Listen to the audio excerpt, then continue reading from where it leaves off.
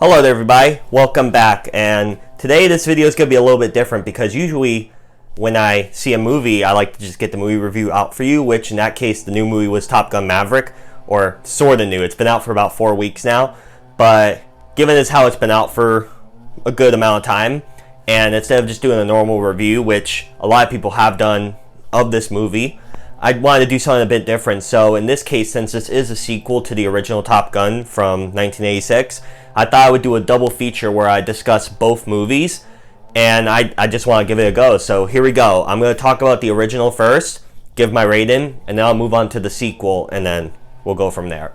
So the original Top Gun came out in 1986, and it was, to say the least, it was a pretty big success. It's one of Tom Cruise's beloved films. Fans of him really enjoy it and love it, and the cultural impact, as we see with how the sequel has been performed, which I'll discuss later, has proven that this film was a culture staple.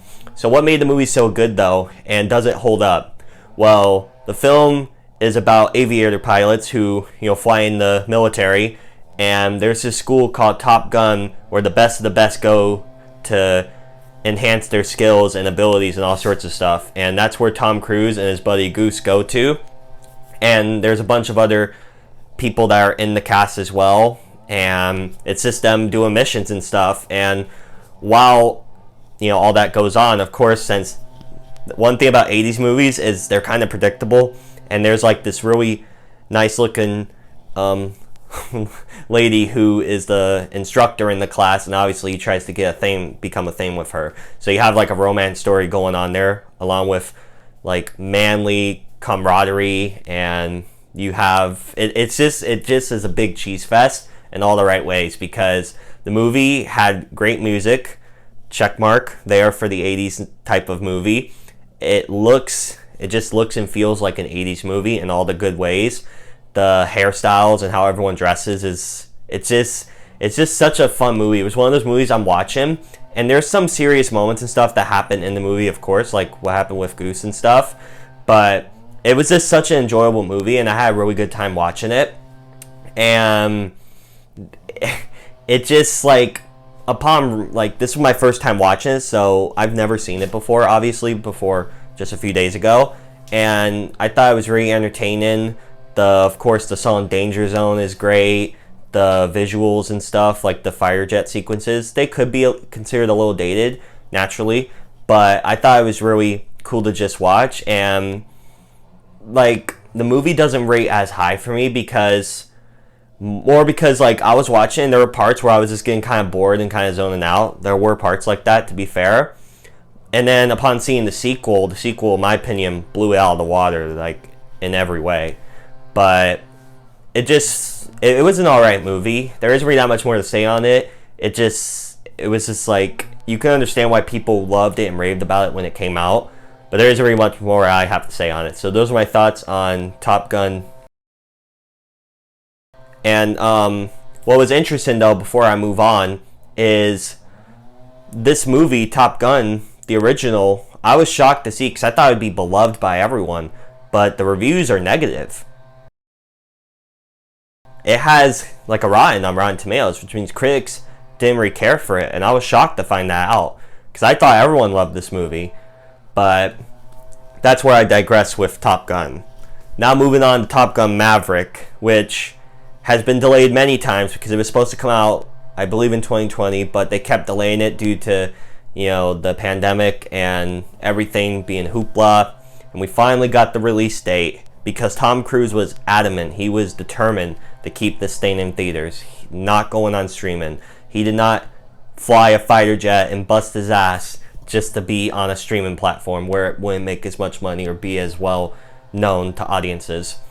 And he got his way, and wow, it paid off in every way. Because the story on this movie is not only is it the return to this franchise, but in terms of story, Tom Cruise, his character Maverick, has to train this group of new aviators in the Top Gun class to do this really dangerous mission where, like, the success is really likely to none, and they have to do all these different maneuvers, and they have such a limited time window to do it and all sorts of stuff.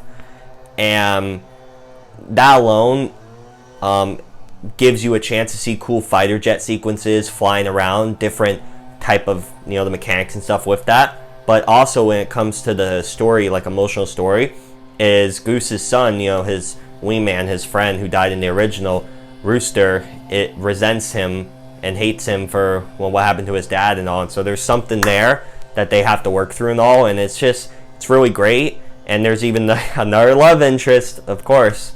And there's a return of Iceman, Val Kilmer's character, who was kind of the jerk in the first one, but now they're like really good friends and stuff. And there's just a lot of stuff that this movie did right. There's nods to the original. They played Danger Zone.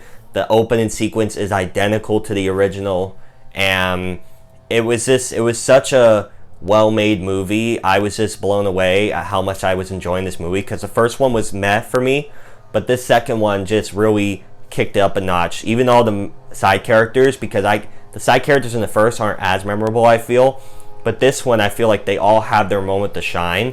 Like for like Bob, Hangman, Phoenix, like I can remember all their names. Fanboy, like that's a testament to how well the movie was. I can remember all these side characters' call signs, and it was just a really well-made movie. You have the jerk general guy, who's John Hamm from Mad Men. He was great too. Just the whole cast across the board was really solid. But that's on the movie perspective. The main reason why this movie, because not only is it a really solid, fun time at the movies, but not only are the reviews spectacular, which that is great, but the box office has been insane. Like, this movie is getting close to $1 billion. And not just that, which no one would have predicted that. Like, people are saying it would be lucky to make $500 million or something. But up there into the $1 billion club, and the week-to-week holds, like I just saw, it had the second best fourth weekend of all time at almost $45 million.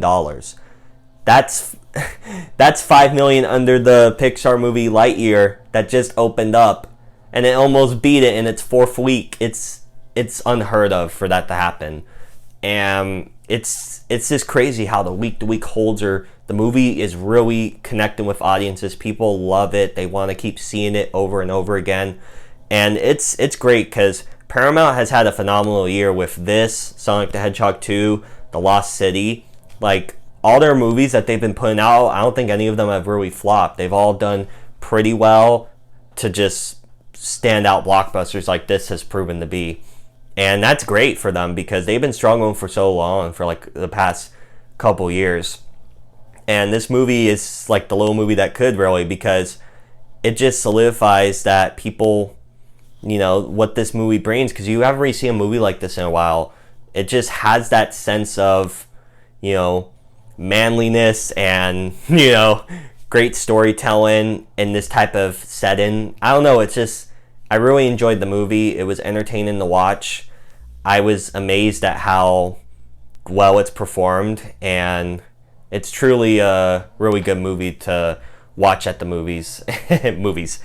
And I really am curious to see how long it can go, because there's got to be talks that they're going to make a third one now. Like, there has to be, because of how it's done and how it ends off on. They could make a third one if they wanted to, but I don't know, maybe should they just leave it as is, because there is potential and it wraps up pretty well. But sorry, I was kind of stuttering there and all that, but I'm just still shocked at how well it's done financially. Like, that is remarkable.